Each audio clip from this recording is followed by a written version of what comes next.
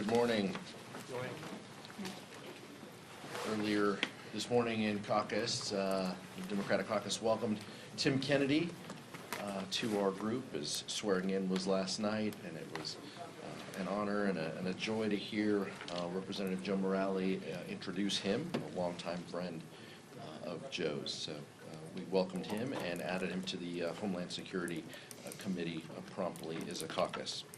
Last week, the United States added 150,000 new jobs, bringing the total created under the Biden-Harris administration to 15 million jobs created. Wages continue to outpace inflation, and unemployment has been below 4% for 27 consecutive months. This incredible economic progress has been made possible because of the work of House Democrats, putting people over politics, working with our Senate counterparts and the Biden-Harris administration. We have strengthened the economy in the face of constant Republican attacks and obstruction that would hurt workers and make life harder for everyday Americans. The Republican budget proposal, which is their vision for the country, cut Social Security and Medicare, raises energy and housing costs, and will undo the progress that Democrats have made to bring jobs back from overseas. Our vision for America's future is centered on strengthening the economic opportunity and making life easier for working families. The choice could not be more clear on the agendas that we all stand for. Vice Chair Ted Lieu. Thank you, Chairman Aguilar. I also want to welcome Tim Kennedy. He was a state senator in the Buffalo area. I have a special place in my heart for state senators. He was sworn in as a member of Congress, and he's going to be a fantastic member, and we all look forward to working with Congressman Kennedy. As Chairman Aguilar noted, we have had tremendous job creation. Democrats are putting people over politics, and we're focused on creating jobs, lowering costs, and defending reproductive freedoms. What are Republicans focused on? Well, if you look at the legislation they want to put on the House floor, they're focused on refrigerators and dishwashers and laundry. These are not serious attempts at legislation. And not only are these bills just totally stupid, they're actually harmful. Like, why do we want to disincentivize our terrific industry from not modernizing appliances? These are stupid, harmful bills. I urge Republicans to get serious with the legislation and work with Democrats on issues that will actually move the American people forward. I don't know the state Senate secret handshake that Mr. Kennedy and Vice Chair Lieu know, but we will move on nonetheless. Questions? Brian. Mr. Aguilar, many of your fellow Democrats pushed for George Santos to either to resign or expel, given his legal issues. You've not done the same for Congressman Cuellar after he was indicted this week. Why is there a different standard for him? This is an incredibly serious issue. It's not lost on House Democrats how serious this is. Representative Cuellar has done the right thing in stepping down from his committees, stepping down from his positions as Chief Deputy Whip and Ranking Member of the Homeland Security Subcommittee. He's entitled to make his defense. He is entitled to the presumption of innocence. That we look forward to that process playing out. And just like every American, he's entitled to that presumption. I think that's the overwhelming feeling of House Democrats at this point. Mr. Chairman, Israeli forces have begun a limited ground offensive in Rafah. If there is a full-scale invasion, I'm wondering what reaction we would see from Democrats and whether you anticipate the Biden administration to take some punitive actions such as withholding weapons transfers. We'll see what happens on the ground, and we'll work with the Biden administration to see what their response is. The most important thing here, especially in this moment for that region, is the return of the hostages. Defeating Hamas, returning the hostages, and surging humanitarian assistance to Gaza. Those have been the same points that House Democrats, Leader Jeffries, President Biden have been talking about and focused on. That continues to be our focus and objective. We hold out hope for this process among the parties, working with other countries that could secure the hostages coming home. That is our focus, but we understand the importance of defeating Hamas. These are not mutually exclusive, and the importance of surging the humanitarian assistance that we voted for and support to that region. Those are the important things that House Democrats continue to push forward. Thanks, Chairman. Speaker Johnson is meeting today at 12:30, again with Congresswoman Marjorie Taylor Greene, in an effort to apparently stave off any motion to vacate. Democratic leadership, you guys have said that you would block something like that. Do you have any concern about where the direction of these talks could go after the direction that McCarthy's talks with folks who were thinking about ousting him went last time? Like it's just not lost on us that whoever the Republican leader is has to cater to the most extremes of their party. I can't speak to the promises that he will make, but we know the promises that Kevin McCarthy made. And those promises, including changing the rules package and allowing for a single member to force a motion to vacate, led to him being ousted by his own members. So I can't speak to it. I know he was just here at this podium, very animated in talking about some topics that had not been front of mind in the past, namely the president's investigations, the former president being investigated. So I'm sure that's part of the mix of what Marjorie Taylor Greene wants to see out of her speaker. But I can't talk about. We don't know. We aren't privy to those promises that he's making. But we are focused on working with Republicans where we can on an agenda that matters for everyday Americans. Just like the vice chair said, they want to look at what's on the agenda this week. Liberty for laundries, freedom for refrigerators. I mean, these are unserious issues that the Republican conference is putting forward. When they can't push censures and impeachments, they're going to push this silly stuff because that's just who they are. They don't want to lower the cost of everyday Americans. They don't want to work in a collaborative way to create jobs. They're worried about that, meaning that that President Biden scores political points or something. I mean, this is ridiculous, but it speaks more to who they are and what they care about than anything. Marjorie Taylor Greene has believed in wild conspiracy theories. She is extreme. She's made extreme statements. She's also one of the leaders of the pro-Putin caucus of the Republican conference. So when Speaker Johnson meets with her for hours, the American people should be asking, what is Marjorie Taylor Greene extracting from the speaker? Would follow up, would something like this make it less likely that you guys might step in the event of an eventual motion to vacate, depending on the results of whatever these talks go? It would depend on what Marjorie Taylor Greene is able to extract, and I can guarantee you, whatever it is, it's not likely going to move the American family forward. We have said her effort will not be successful. That's what we've said. We want to turn the page. We want to put this behind us, and we'll see what happens in the future. Thank you, Mr. Chairman. After the FAA bill, the Farm Bill is the next big piece of legislation that's got to pass by the end of the year. The House Republicans put out their proposal, the Senate Democrats put out their proposal. I'm curious how the caucus is reconciling those two bills as leadership, kind of put forward a plan of how you all are going to kind of move forward as this bill kind of starts to get debated. This continues to be a work in progress. Obviously, top of mind, as you mentioned, Michael's FAA. So once we put that, once we conclude that, we will shift our focus to the Farm Bill. Leader Jeffries has been engaged. The committees of jurisdiction have been engaged. This is an important issue for Americans and for the Democratic caucus.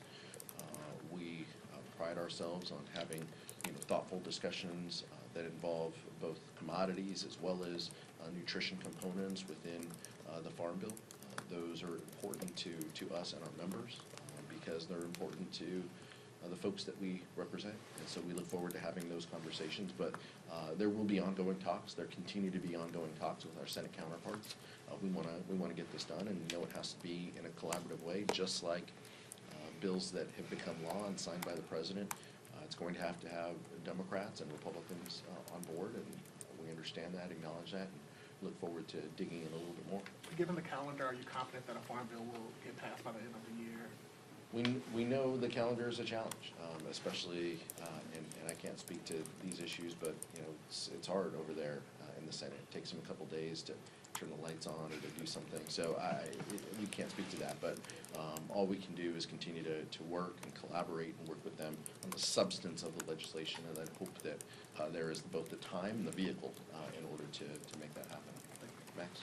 On the Cuellar indictment again, I know you mentioned he has the presumption of innocence, but just two follow-ups on that. Number one, have you read the entire indictment, and what do you make of the charges that he acted as a foreign agent for the Azerbaijani government as well as a foreign bank?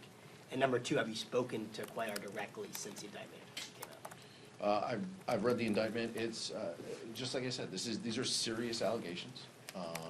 These are incredibly serious allegations, and the Democratic Caucus treats these with the utmost respect. He's entitled to that presumption of innocence as any American would. I have not talked with Representative Cuellar since the indictment came out. But that said, you know, I will say that Representative Cuellar has been for decades. He's been a legislator. He's been a statewide office holder in Texas. He has deep relationships with Republican colleagues, Democratic colleagues on both sides of the aisle. You know, we know that he is, you know, a serious, you know, public official, public servant, and I think that's what sets this apart from other issues and the silliness of George Santos that we had in the past, and I think that's why many of us are treating that a little different. The substance of the allegations is very different, but the individuals are also night and day. Thanks, Chairman. Some Democrats have been quite bullish on hopes to win back the majority in November. Does Cuellar's indictment put that at risk? And will the DCCC help Cuellar in his reelect if he needs to? Will they spend money in the race? That sounds like a question for the DCCC, either the vice chair or I, you know, especially from this podium, are going to get into a lot of electioneering. We will say that we, you know, we're focused on the issues that the American people care about. The voters in South Texas had an opportunity to elect a representative. They did, even after some of these allegations were public, and they elected Representative Cuellar. We have worked with him, and he has obligations to his constituents, as all of us do. As far as what the DCCC's posture is going to be, it's a question directed to Susan Del Bene, but I can tell you every single member of our caucus is laser focused on ensuring that Hakeem Jeffries becomes Speaker next year, because one of the first orders of business will be to certify a presidential election. And we know that Speaker Johnson specifically should not be trusted when it comes to that, is the chief legal architect of House Republicans' efforts to set that election aside. It's important that Hakeem Jeffries is sitting in the Speaker's chair. That is our political focus, and that's what we're going to continue to focus on in the future. In the back. So there's been several comparisons to the Santos indictment with Representative Cuellar, but how do you think this squares with the Senator Menendez indictment, where we saw, you know, a windfall of Democrats call for his resignation after the indictment? And how do you kind of square those two? Again, the substance of these allegations is very different, I think, in that, and I made some comments on that indictment, and I hold true to those. I think that these are very different.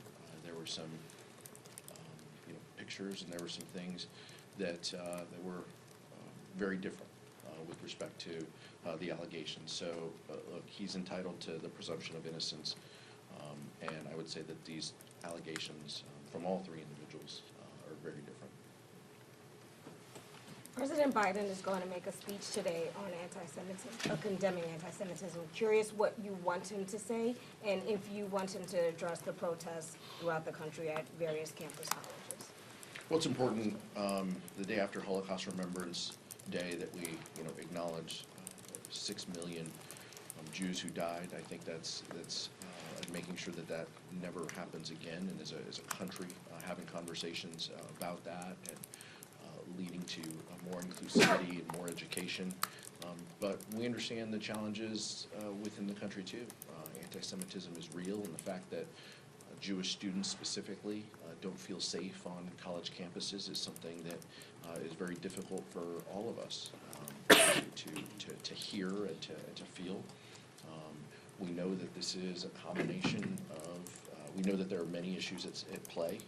One is freedom of speech and expression that should be and is protected on college campuses, but making sure that young people feel safe while they're in these learning environments, and that the universities carry out the own rules that they have is incredibly important. And so we know that that President Biden has been incredibly thoughtful on these issues.